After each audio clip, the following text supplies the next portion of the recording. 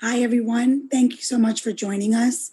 As all of you know, it is an incredible, difficult time for a number of reasons. At the moment, our campaign is balancing crucial on the ground supporting protesters with our regular election schedule. As such, we are postponing the live stream portion of today's programming to tomorrow in order to accommodate such efforts from our staff. We thank you for understanding.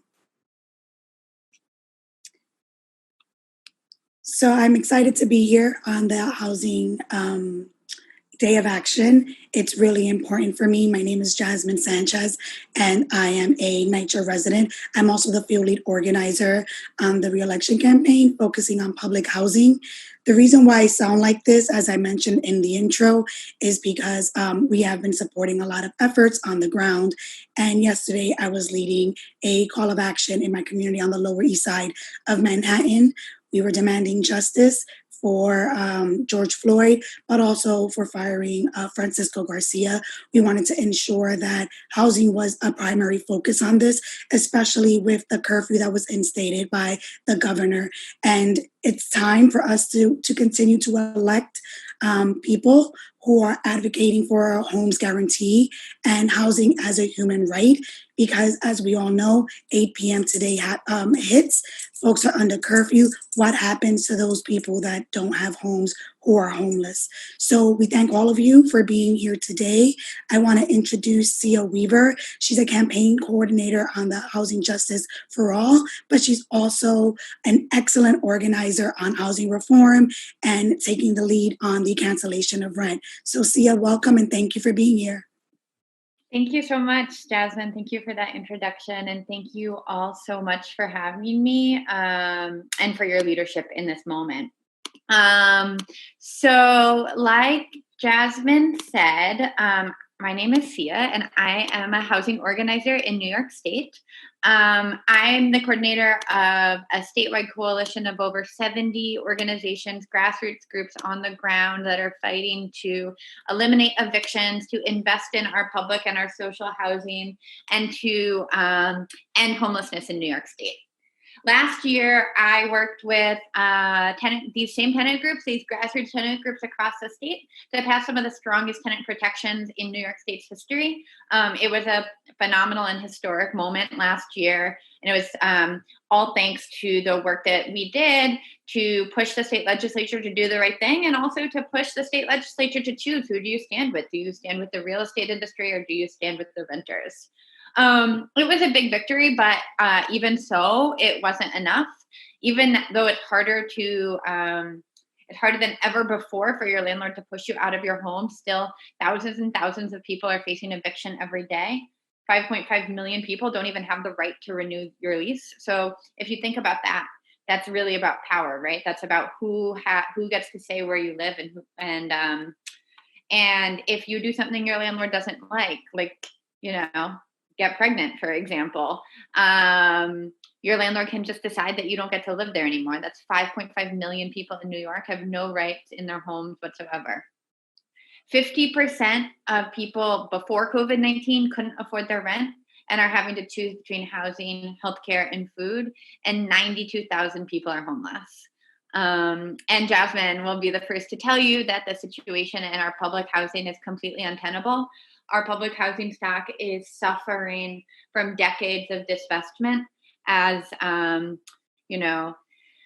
our state, local, and federal government are choosing to invest in tax breaks for the wealthy and for real estate developers instead of the basic things like housing that our communities need.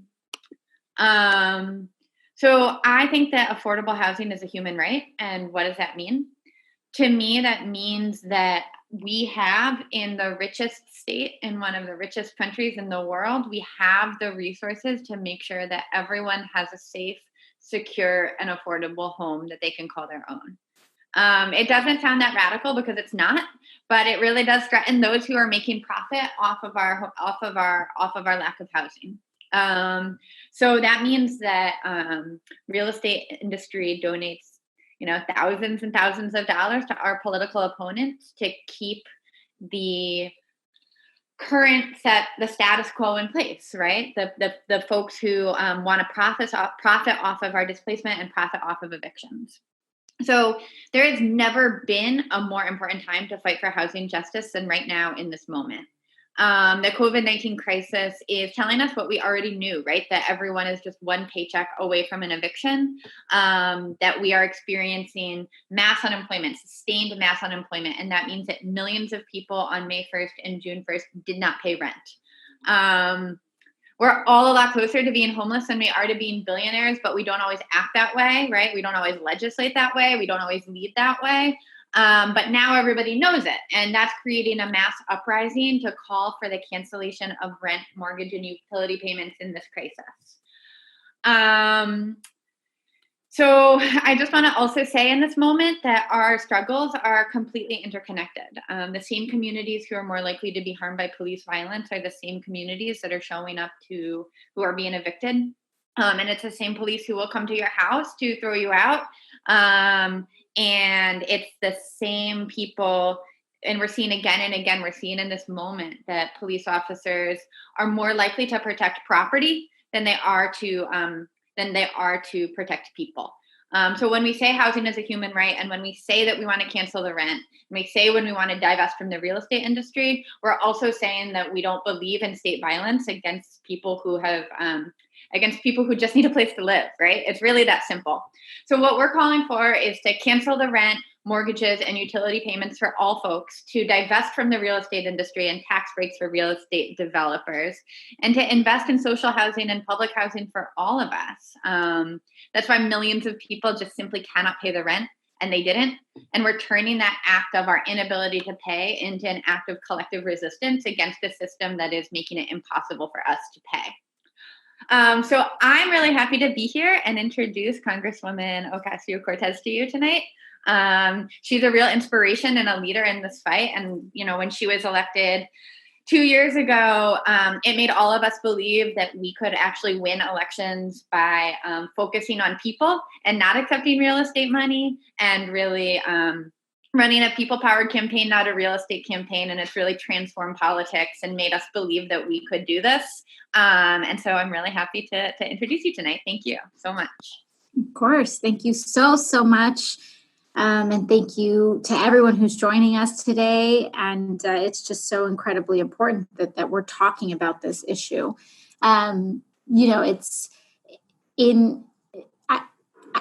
We're doing 5 barnstorms this week. And yesterday we did the Green New Deal. Today we're talking about housing as a right. And we will continue to be talking about every issue, including police brutality. But what I think is so important about this moment is that we realize that what is happening right now is a resistance to all of the conditions that have been stressing our families and bringing us to the brink, and also identifying the fact that anti-Black racism is prevalent and it's baked into our very policies and structures across the board. You look at the fight to raise the minimum wage in this country. Who benefits the most and who is suffering the most from being paid a minimum wage? The people who suffer the most from being paid a minimum wage are largely Black and Latina women, particularly single mothers in our country. When it comes to housing and homelessness disproportionately impacts African Americans in this country. And the structural power and the structural racism that is prevalent is, yes, existent in policing, but it's not just those lacks in policy that's killing African Americans and people of color, Latinos, Asian Americans, Native Americans. It's also housing inequity. It's environmental inequity. It is lack of healthcare access. It's all of these issues that are mounting up that are keeping us from being able to live just lives. And so all of this has made so many people and working families feel like they're living on the brink. And in New York City, housing is one of the biggest crises that we have. There's a lot of talk about money in politics, but people rarely actually name the industries that own the circles that they're adjacent in, right? So we're totally fine looking at some pockets of Texas and saying the fossil fuel industry has bought those politicians. But you rarely hear about what industries have bought New York City. And the real estate industry is a massive one. It's a big one.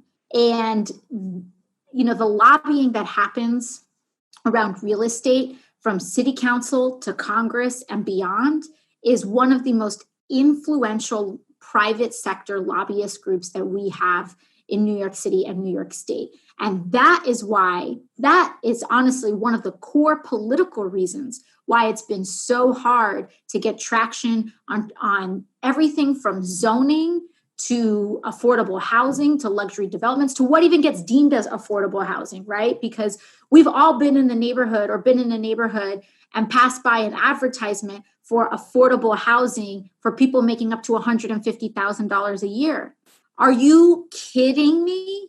So that just shows you how corrupt a lot of these things are. But that being said, that also shows the importance of why it matters so much that we elect public servants that are divested from the private interests of real estate development. Because then what that allows us to do is look at things in a less biased way with more clarity. Even if you don't share the agenda that we have, if you are at least divested from lobbyist money, that at the very least affords lawmakers and policymakers much more independence on decisions and votes, et cetera, than they otherwise would. And so let's talk about what our housing policy plan is. One is that last year we introduced an unprecedented Green New Deal for public housing. And I'm very proud of this legislation because what it does is that it goes on top of our additional calls to fully fund NYCHA, because NYCHA is underfunded right now. We start off by saying, yes, we need to fully fund NYCHA, but it is not enough to just maintain NYCHA the way that it has been.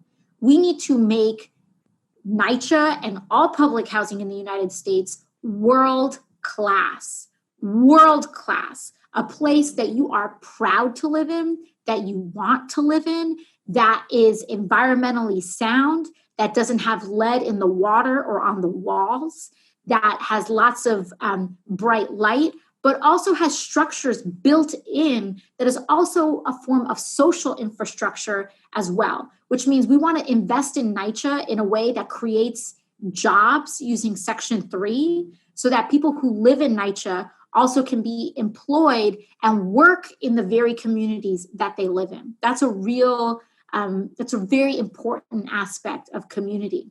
Another thing that we see too is that this isn't pie in the sky type of stuff. People say, oh, this is naive. Oh, this can never happen. This happens in Europe. It happens around the world. In Europe, public housing in Europe looks the same way that our luxury housing looks here in the United States. And it just goes to show how little we are getting for our money. Because in any other part of the world, the amount of investments that we make in public housing would be going 10 times further, and it's long overdue for that to happen. And so when we talk about housing as a human right overall, what it basically means is asking and having our policy prioritize the importance of people being housed above the importance of real estate developers being able to squeeze as much profit and margin as possible. And so what that means is saying, you know what, we cannot approve more housing that people can't afford to live in until every single person in New York City already has a home. We shouldn't be prioritizing people's second, third penthouse. Why are we zoning for multi-million-dollar homes when we don't even have enough homes for working people? So that's what housing as a right is really about. It's about a set and suite of policies, whether it ranges from public housing, whether it ranges from nonprofit housing, whether, it ranges a whole range of policies to basically meet that goal, to meet the goal of housing everybody. Because what we have right now in the United States and what we have right now in New York City is almost a crisis of absurdity. We have a crisis of excess, which means we have more empty apartments than we have people experiencing homelessness. And by the way, we have more people experiencing homelessness now than at any point since the Great Depression. So even with the enormous amount of homeless people or people experiencing homeless that we still have more empty units and vacant units in the city of New York. We have the space.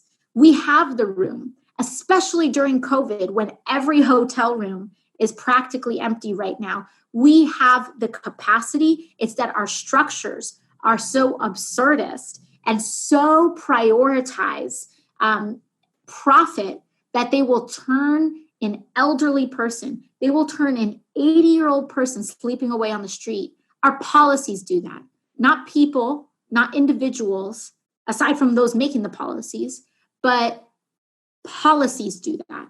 And we can change those policies in a way we're in a way that centers our community and centers each other and also explicitly addresses the racial injustices throughout our policy system.